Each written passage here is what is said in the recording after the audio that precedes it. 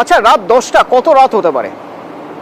রাত 10টা, হ্যাঁ, দোকানপাট বন্ধ হয়ে যাওয়ার কথা, কিন্তু জরুরি পরিষেবা মানে ধরুন যদি আপনার ওষুধ লাগে, রাত 10টার পরে আপনি ওষুধ পাবেন না। একটা দুটো দোকান না, পুরো ক্যানিং জুড়ে রাত 10টার পরে নাকি ওষুধ পাওয়া যায় না। ওই শুনুন।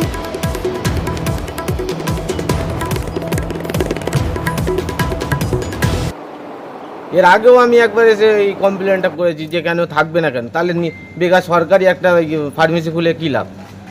ডাক্তারবাবু যা ওষুধ লিখছে এই না, ফার্মেসি এখানে পাওয়া যাচ্ছে না।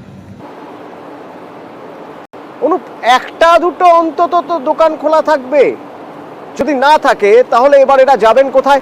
অনুপ, আমাকে একটু জানাও যে এই ক্যানিং এ যদি ওষুধের দোকান না খোলা থাকে তাহলে এদের কত দূরে কোথায় গিয়ে ওষুধ কিনতে হবে যদি রাত দুপুরে বিপদে পড়েন?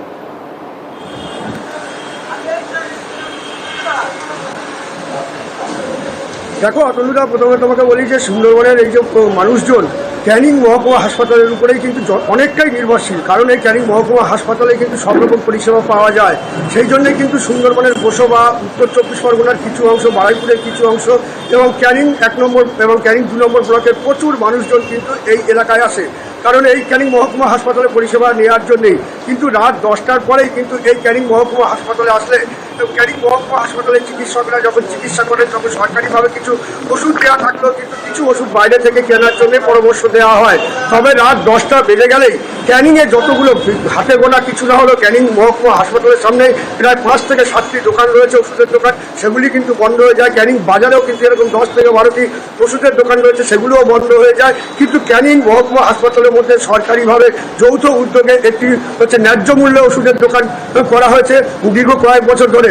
সেই ওষুধের দোকানেই কিন্তু ওষুধ পাওয়া যায় না, যে ওষুধগুলি প্রয়োজন হয় রুগী এবং রুগীর পরিবারের লোকজনদের, এমনই অভিযোগ। রাতে এসে তারা কিন্তু 10টার পরে ওষুধের দোকান, ন্যায্য অন্যায্য মূল্য তো পরের কথা, ওষুধই মেলে না। রাত 10টার পরে ওষুধই মেলে না। এবার যদি আপনি জিজ্ঞেস করতে যান তখন দোকানের যে কর্মীরা রয়েছেন তারা বলছেন না, একটা দুটো ওষুধ পাওয়া যায় না, এমন না যে ওষুধ পাওয়াই যায় না। কিছু যেমন মাল আসছে না, ঠিক আছে, আর হ্যালোপেরিডল বলে যে ইঞ্জেকশনটা সেটা গভর্নমেন্ট সাপ্লাই, গভর্নমেন্টের কিছু যে সাপ্লাইগুলো থাকে সেটা মালটা আমাদের কাছে থাকে না, এই কারণে আমি দিতে পারলাম। হ্যাঁ, সব রকম পাওয়া যাচ্ছে কিন্তু দু একটা একটু আনকমন হয়ে যাচ্ছে, এই জন্য সে গভর্নমেন্ট সাপ্লাই তো, ঠিক আছে, সেই জন্য মালটা আমরা দিতে পারি না। অনুপ, তাহলে কি উনি মিথ্যে কথা বলছেন?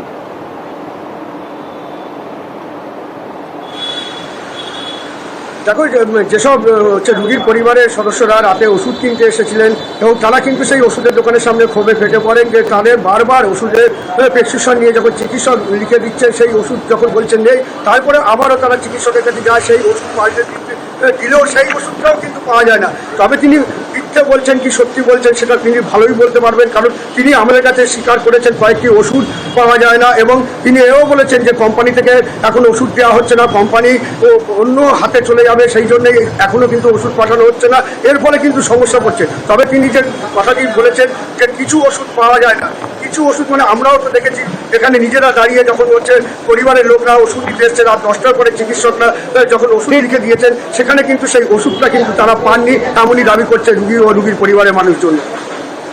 ধন্যবাদ অনুপ।